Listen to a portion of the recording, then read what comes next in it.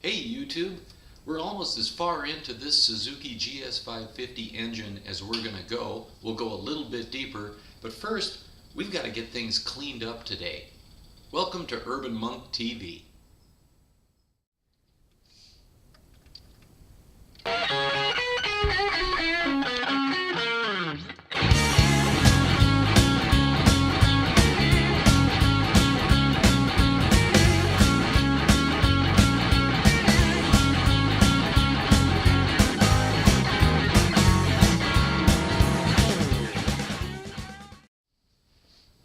So I've taken the engine down off of the workbench that I built for this project and put it on a little dolly so that I can wheel this thing outside.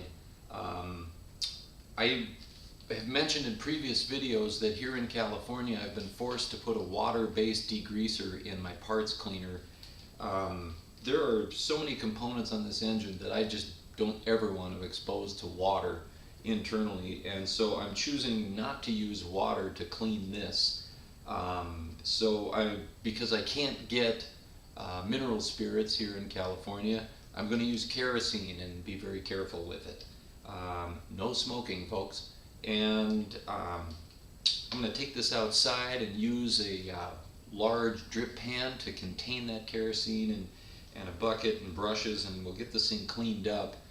Prepared some towels in certain holes here. I'm going to stick it in other places and just try to keep some of the debris and dirt out of places I don't want it to go, but for the most part, with some kerosene, some carbon choke cleaner, some general parts and brake cleaner, should be able to get most of this dirt and debris, and just carefully brushing away from critical components, we'll get this thing really cleaned up and be able to move forward with getting things reassembled here soon. And we're getting into a phase of this project where there's just a lot of cleanup. Clean, clean, clean is going to be the name of the game for quite a while. Kind of got multiple cleanup projects going on here at the same time. I've got this ignition points cover that had a lot of, well, a few scratches in it, but working with my rotary tool and some abrasive disc here and just a spongy sanding block. These things are nice for following contours, but they tend to get filled up with the there's a clear coat that goes on this, and that clear coat, when you sand it off, it sands off easily enough, but it does tend to clog up the abrasion here. And so these things work great at first, and then the more you use them, they begin to work a little bit less well.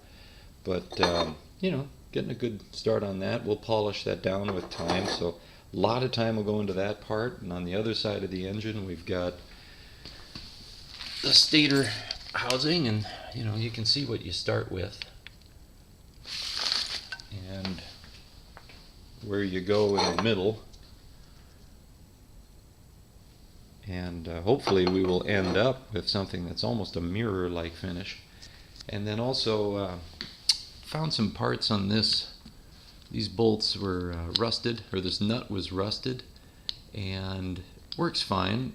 I'm trying to save money here and there where I can on this project and not replace every single bolt, but I'll talk about that bag of bolts that I bought brand new.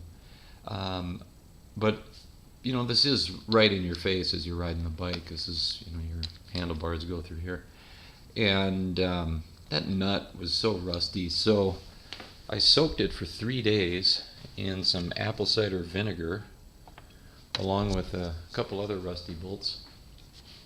Let me get somewhere where the light shines better. And, was able to get this thing clean, soaking, and the rust is completely gone.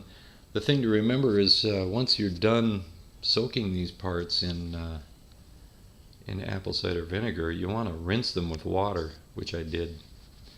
And then I also rinsed my brush before that thing got rusted.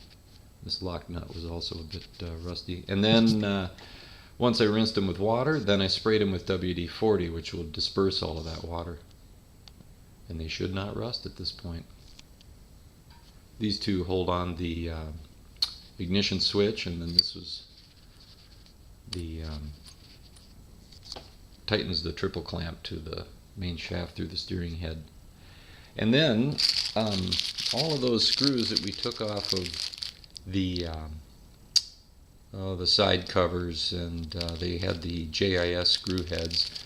You know, we ended up stripping a few of them out. We got them all out of the engine, but I thought, you know, I have the time. It's going to be a month or more before I'm back to putting things together in that area of the engine. So I've got time to wait for cheap parts to arrive off eBay, even if they're coming from China or elsewhere. And so I got new stainless steel socket cap, you know, with the Allen head on them. These are 6 millimeter by different lengths. I've got 20 millimeter, 25 millimeter. There's some more on the way, but you know, you can go to Home Depot and buy these, but you're gonna pay a lot once you add it all up. These were cheap. This whole bag was $4, shipping included, and those will look really nice. And well, I have a hard time stripping those out. So let's talk a little bit about what I've got for cleaning. I've got wire brushes. I have a pick set, just, you know, like little dental picks. I have no idea what I dropped out of there. I've got a off-brand rotary tool. Not the greatest thing. I think after having spent some time with this, it might be worth it to spend on the Dremel. But you know, this does rotate a tool, and I am getting things clean with it. I'm not going to be surprised if by the time I get this bike together, that thing is completely given up the ghost, as they say. Apple cider vinegar for rusty components. Let me take you outside of the parts cleaner. A rare rainy day here in Southern California, but hiding around the corner I keep my small parts washer, and this guy is, I can plug it into the wall and turn it on. Again, this has got a Zepp brand water-based cleaner in it right now. Works pretty good. I sure wish it was full of mineral spirits. If you're in one of the other 49 states, mineral spirits is the way to go. But wear gloves. So lots of brushes, plastic, different types. In the toolbox I have, let me get my light on this, wire wheels, abrasive wheels. I've got copper brushes, stainless steel brushes, plastic brushes, rotary tools, you name it. And polish. That's the next thing. I don't know where I put the polish, but I've got aluminum polish and a buffing wheel. There it is down there. Is my buffing wheel that I can put onto a drill, and I may take one of the grinding stones off of this bench grinder and put a buffing wheel on that, or I could maybe toss it up on the drill press. It's gonna fling a lot of polish around and make a mess, so I'll have to figure out how I want to attack that. I've got a whole bag of these spongy blocks and 2 boxes of rubber gloves. Clean, clean, clean. Here we go. Well, a bit of a change of plan. It's raining out here and wet, and so I'm trying to avoid water on my engine. Bringing it outside isn't exactly the best way to go. So, engine's down there on the cart. Thought we were going outside. Decided we're going to stay in the garage with a roof over our head. So I'll open up the garage door. I cleaned off the top of the bench, and I've got this drip pan here. We'll put the engine up on it. The engine's getting to be not so bad now that it's got so many parts taken off of it.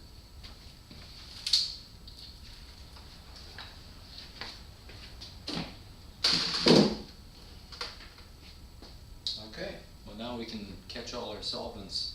Still want to be careful with the car and some of these other parts, but this should catch everything from falling on the floor and wrecking my garage. Got a few various brushes. Got a couple different cleaning solutions here. I've got carb cleaner from Walmart, and this is a non-chlorinated, says California compliant brake parts cleaner, and this is a little bucket of small amount of kerosene. This is kerosene I keep around for cleaning my chains, and I just keep reusing it and letting the dirt settle, I guess. And we'll get started on the top end. I've blocked off some areas with lots of shop towels, and when I'm done with this, these are going to be soaked in flammable solutions, so I'm going to just take them straight outside and right out to the trash can and just be safe with them. I'm not going to leave them here in the garage, burn my house down. So just starting at the top end with a very small toothbrush and some kerosene. That cuts through that grime really easily.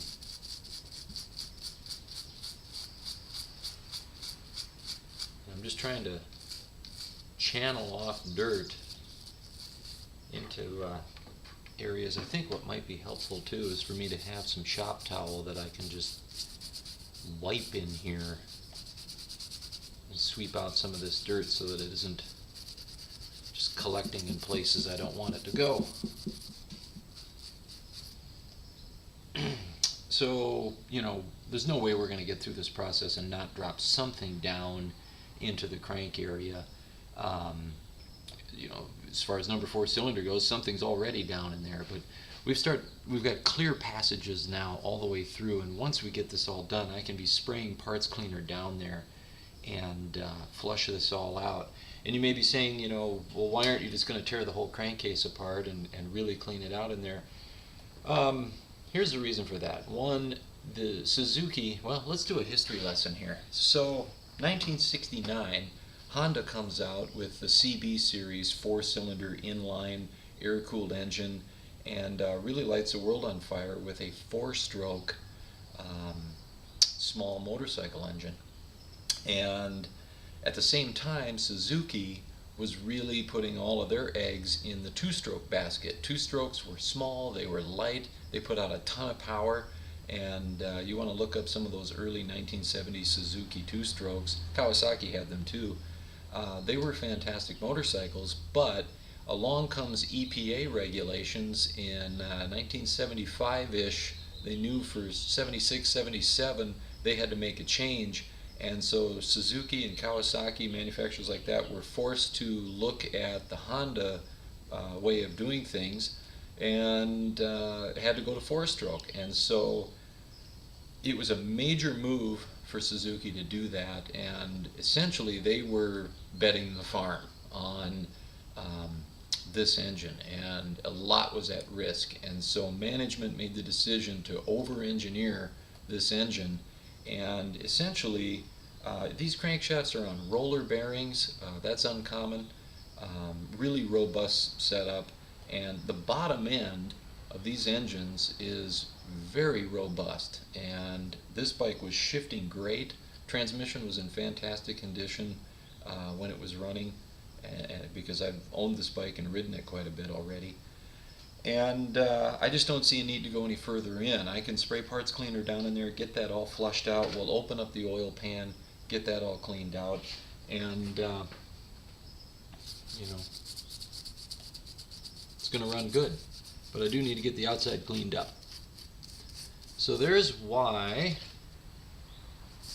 Suzuki got away from 2-strokes in the 70s and started, and that really brought on the era of the Universal Japanese Motorcycle, or UJM as people fondly call it. Notice I'm kind of moving dirt away from this direction. Kawasaki was building a inline 4-stroke double overhead cam. Suzuki was building it. Honda, of course, had it and kept improving on their CB design. EPA really drove all of that, and some people might say, well, it's a shame that EPA did that to those companies. It forced them to innovate and actually improve the way they do things. And I've worked for companies that use gasoline engines in their products in the past, and we've had to deal with California Air Resources Board. There was a lot of griping amongst engineers at the time that California was forcing them essentially to change all the engines that they sell to the entire world, because it just wasn't economically feasible to make a 49 state engine and an international engine and a California engine. The costs of having those, all the engineering, all the R&D and the testing, and it didn't make sense. Sorry, truck going by there. And so this was even before, I mean, this is back in the Bush era. We were forced to use an engine that was California compliant everywhere we sold it in the world. Frankly, I thought that was fine, and it ultimately forced that company, I won't say who it was, to make better products. You know, and I was there and I saw it happen, and so, you know, that's my take on that.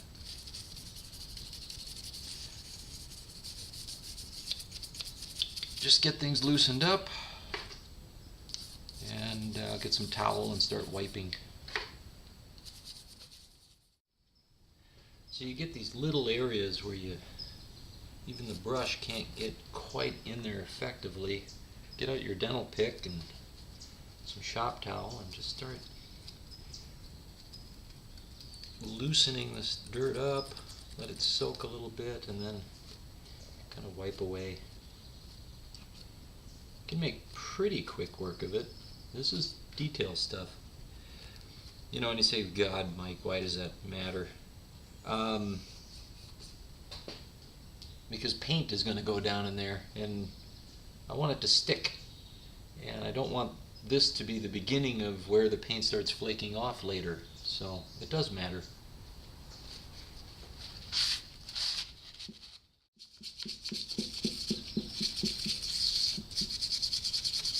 This hole down in the starter compartment drains right through down outside of the crank. It's not internal to the engine, so I can actually just kind of sweep the dirt toward the hole. One area you want to be careful is these two mount bolts. Got one of them out. I kept those in there, but I'm trying to work around in here and bring the dirt out. That hole does go into the internal part of the crankcase, so I'm trying not to sweep dirt into that. I'm pulling it around it with the screw in, and then carefully with my pick I'll get in that space right there. When you start spraying with the parts cleaners, get those goggles out.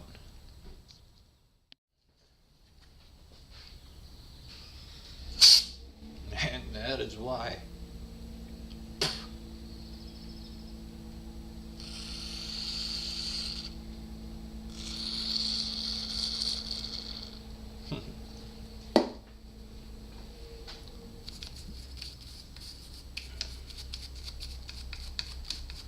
Boy, for being California clean and compliant, that stuff's pretty nasty.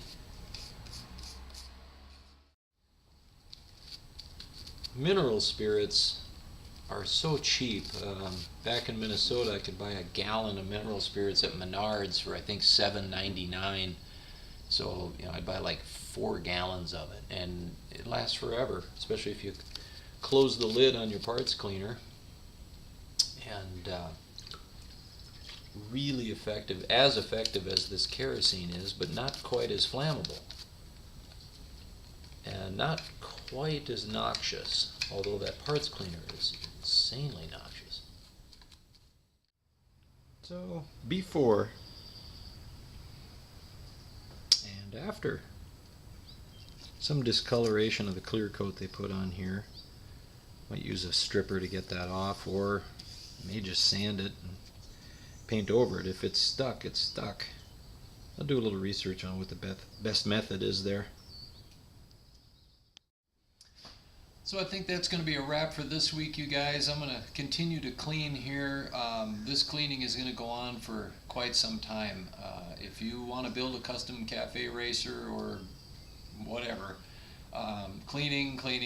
There's more of that than anything else. I've got a whole new respect for my dental hygienist, and thanks for watching. We'll see you next week. Have a great week. And if you like these videos, be sure to subscribe and to click like. Thanks.